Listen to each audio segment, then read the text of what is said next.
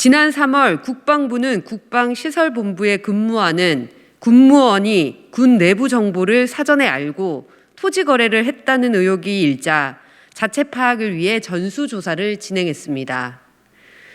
당시 국방부는 직무상 알게 된 내부 정보를 이용한 부동산 투기는 엄밀히 명확하게 불법이라며 의욕적으로 전수조사를 진행하겠다는 의지를 밝혔습니다.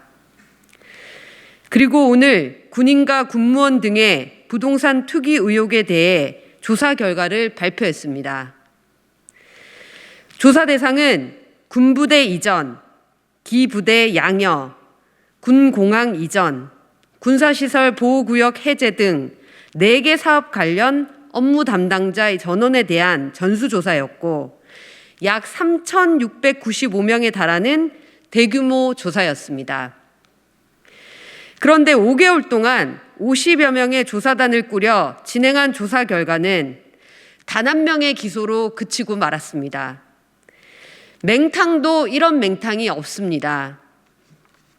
국방부의 결과대로라면 군은 부동산 투기에 있어서 국내 모든 공기관 중 가장 청렴하고 깨끗한 청정구역이란 결론이 됩니다.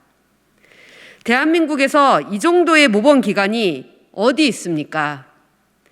지금 당장 문재인 대통령은 군을 부동산 투기 청정지대로 선포하고 국방부에 큰 상을 줘야 합니다.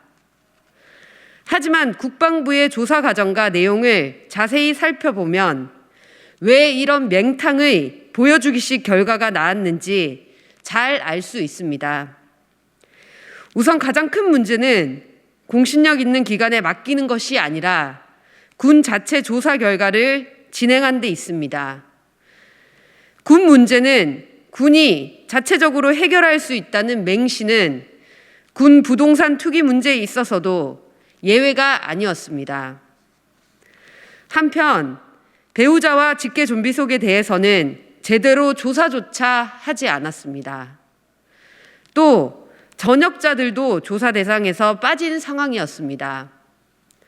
애초에 반쪽짜리 조사를 시작하며 수개월 동안 혈세를 낭비한 것입니다. 군 성폭력 문제부터 오늘 발표한 부동산 투기 조사 결과까지 군이라는 필터만 거치면 여지없이 맹탕이라는 결과가 나오고 있습니다. 보여주기 쇼도 이 정도면 도를 넘은 것입니다. 단 한 명을 기소하기 위해 수개월 동안 수십 명 규모의 조사단을 운영한 국방부는 그 결과에 책임져야 합니다.